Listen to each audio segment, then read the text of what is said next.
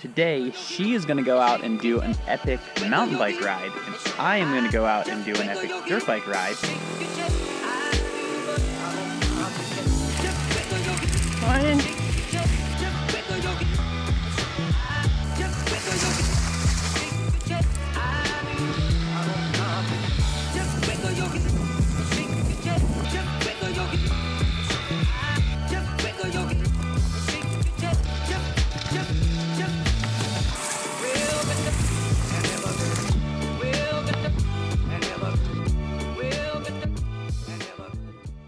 Good morning, everybody. I am Macky. Sid is right there. Today we are doing something a little bit different. We are in Sun Valley, Idaho, where we've been for a couple of days, riding, recovering from Downieville, just generally enjoying Sun Valley, which is awesome. Sid and I went out a couple days ago on our dirt bikes, and unfortunately Sid had a little encounter with a rock, which wouldn't have been a big deal, except it hit right on her clutch cover and knocked a hole right there. So she started leaking oil, so we aborted our ride and called like every motorcycle shop in the area, and nobody had a clutch cover, and they're like, oh, we can order it. And we were like, yeah, but we can order it too and get, 2-day shipping. So we were not able to get her dirt bike fixed. So today she is going to go out and do an epic mountain bike ride, and I am going to go out and do an epic dirt bike ride. You have sunscreen on your nose. I have sunscreen on my nose. It's okay. Sid's going to be embarrassed, but I'm not going to be embarrassed. Rub it in, please.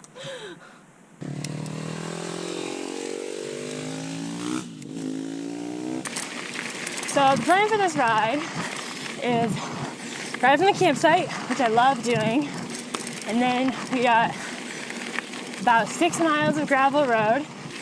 Then I get on a trail called Red Warrior Creek, climb up that and a few other trails for about 2,000 vertical. And then there's a part that I don't really know what happens. And then I descend the other side down a trail called Imperial Gulch. And hopefully Macky will pick me up at the trailhead there. If not, I got about 8 miles riding back into town. Morning. One of the worst parts of this whole trail is this little traverse that gets you around the creek so that you don't have to wade through the creek.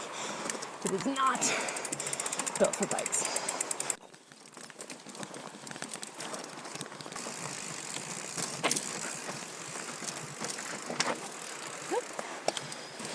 And another wall to push up.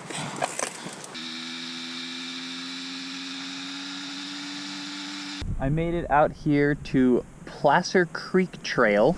This is the route that Sid and I took last time, and I will stop up here in a little ways once I get onto the single track and show you guys where we think Sid knocked a hole in her clutch cover.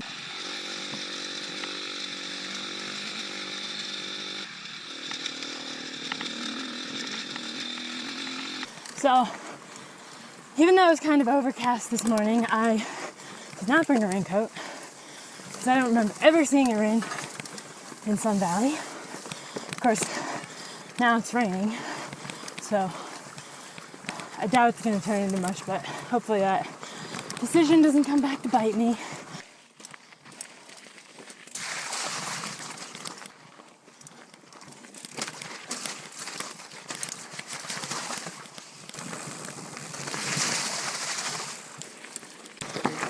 The climbing gets serious. There are a lot of reasons that we love Sun Valley, but one of them is that there are a ton of bike and moto shared trails, and we've been lucky enough this year to spend some time in a couple of places that are like that. Moab, Crested Butte. I can't help but notice that some of the better known places for riding are places with bike moto shared trails, and I don't think that's coincidence. I think that's because trails that are well built, motos help burn them in really nicely, and then they're really fun on mountain bikes. So this is Placer Creek Trail.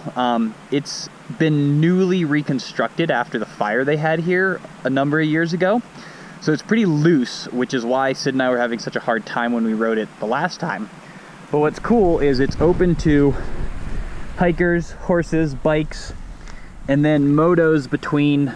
It's open every time except August 29th to May 1st. And it is mid-August right now, so still a couple more weeks that this trail's open. I'm gonna do this big loop that like loops all the way back around to where I started.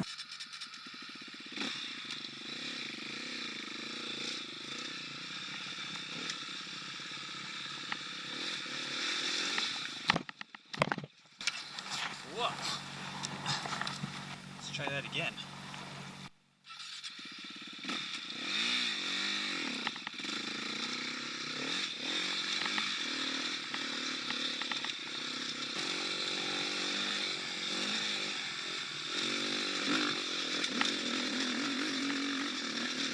So this next section of the climb has been entirely destroyed by a herd of sheep. We saw them the last time we were out here, and it seems like they just like marched along here and just like created landslide after landslide. So it's actually very difficult to ride. It's loose, very loose, and full of rocks. Apparently sheep are really destructive little buggers. Start grinding, and then there are switchbacks that are really loose.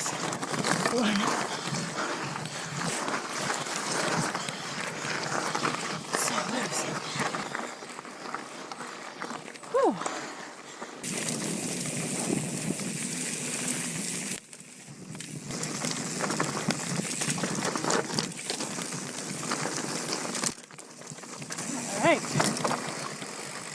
So I've been going for about an hour, 40 minutes, 1,600 feet of climbing, 9 miles, not the fastest mile per hour. And actually, the first 5 miles were on the road and took like 25 minutes. So that last 3 miles is where all the climbing was. So that's 1,600 feet in 3 miles. It's all rideable, but it's certainly not fast. So I actually missed the spot where we think Sid knocked a hole in her clutch cover, but it was here when we stopped to check out this next section that we noticed. And that is what this next section looks like. So I haven't actually tried going through it yet, so wish me luck.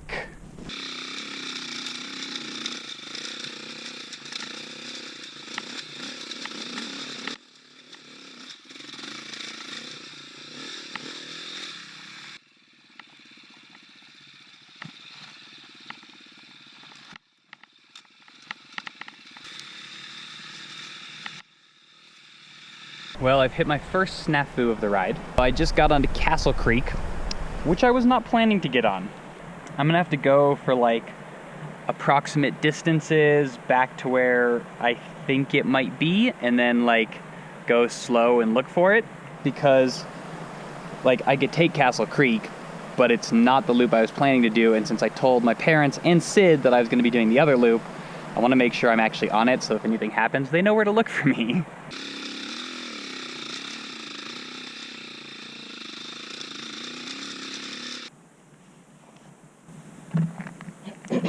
Alright, that's Lodgepole Gulch Trail.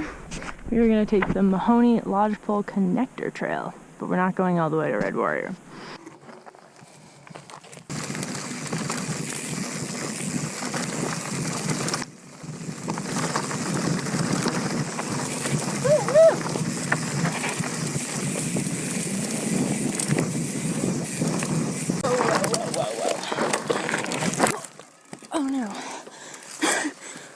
Must have bent my pedal at some point, can't get out.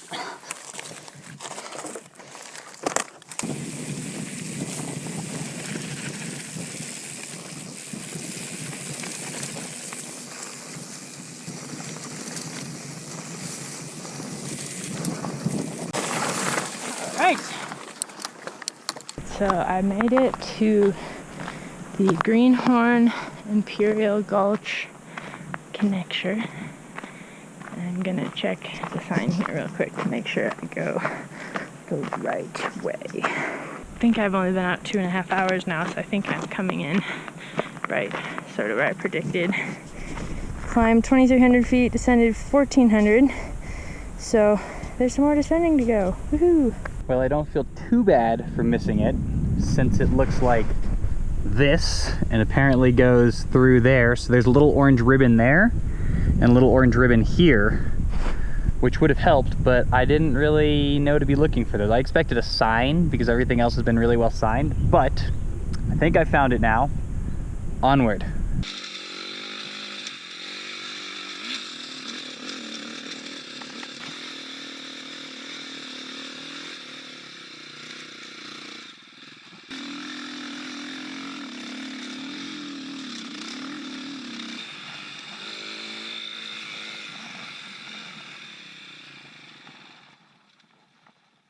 Wow.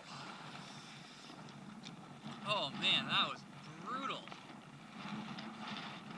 Oh, my forearms are killing me. Woo-wee.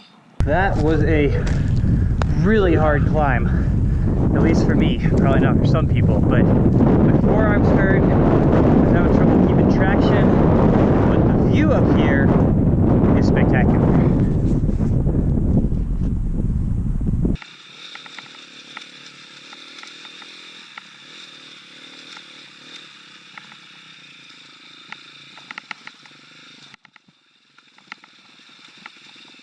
If you haven't checked out the video we did a couple of weeks ago about what we eat while riding, you should check it out. We'll put a card up there. But today I have a wrap, or basically a tortilla with some hummus in it, with some leftover rice and chicken from last night, and then a peanut butter honey banana sandwich. So, as we mentioned in that video, real food while we're riding for the most part.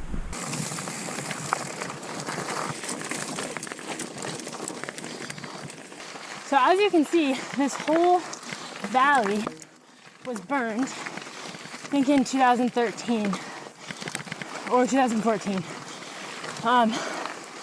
And in 2015, Macky and I and our teammate at the time, Sean, tried to do a ride out here similar to what I'm doing today. And we had it all planned out on the map. And then when we got out here, we realized that one of the trails had been totally ruined in the burn and not reconstructed. But we were super committed at that point, so we ended up just like hiking, bikes on our backs, up a creek for like hours, and ended up drinking out of the creek because we were out of water. I think we were out for like 8 or 9 hours. Did eventually make it back. But that's what I'm really trying to avoid today, because when that happens to you and you're with a group, it's kind of funny, but when it happens by yourself, it's like kind of real. Pretty much for the last 2 hours, haven't seen anyone, and really hoping to keep it that way. No sooner did I talk about having the trail all to myself, so I come over the ridgeline and there's some guy peeing right there. It was super awkward. Usually I'm like really friendly and say hi to other riders, but this time I just like didn't say anything and just rode by because I felt like he'd feel uncomfortable if I was like, oh hey, you're peeing right on the trail.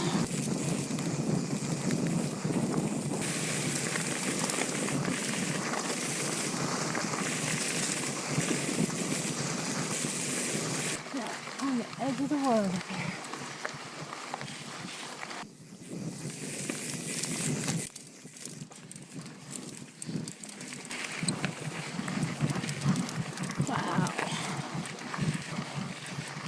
Pretty.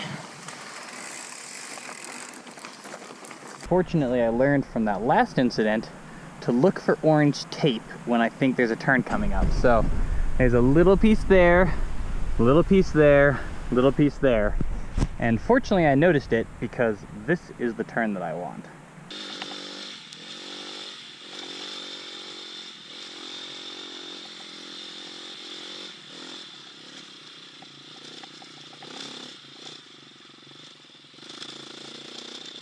All right, I made it to Warm Springs Road, which is awesome. That means I did like the half of the loop that's on this side of the road. Now I'm gonna take the road back that way, go over the pass, and then take a trail off the other side and do another half loop on that side. I've been out for like 2.5 hours now, which I think I was like, oh yeah, it'll probably take me like an hour and a half. So a lot longer than I planned. Just some really steep, loose stuff, some rocky sections. Yeah, it's cool, but definitely hard.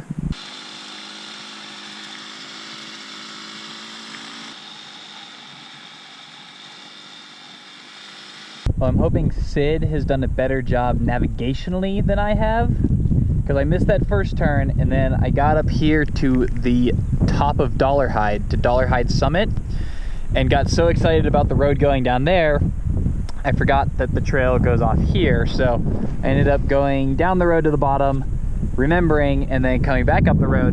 Now I'm gonna get on the trail and go that way.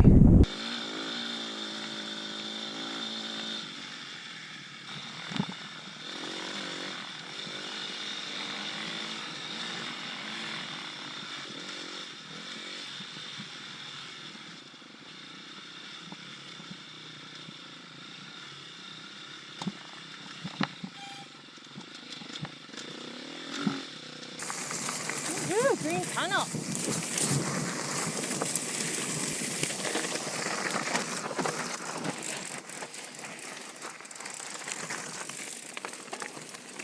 Those are tight switchbacks.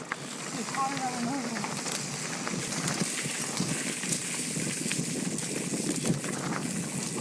Popped out on the trailhead. Now I'm riding it out the road. Gonna try to get cell service. That didn't take me as long as, well, it took me 3 hours and 22 minutes. So I'm guessing Macky is not done yet, but I will, just gonna roll down the road. I popped out in a totally different world. Right side is, there are sprinklers. I'm riding through them. Downside is, they're using a lot of water here to make all this grass. Mountain grass. It's a lot of water. I don't think green grass belongs in Idaho in the summer. Just accept that. Oh, this is gonna feel so good though. Oh yeah, sprinkles. Little snack. Yum. Bike paths are boring. Just trying to keep it 17 miles an hour. Right side, I think I'm about to catch up to some e-bikes. The aftermath. Pretty tired. Almost 30 miles. Not bad. This is one of my last intersections, and fortunately it is beautifully marked, which not all of them have been, but as I get more tired, I appreciate more and more the well-marked ones.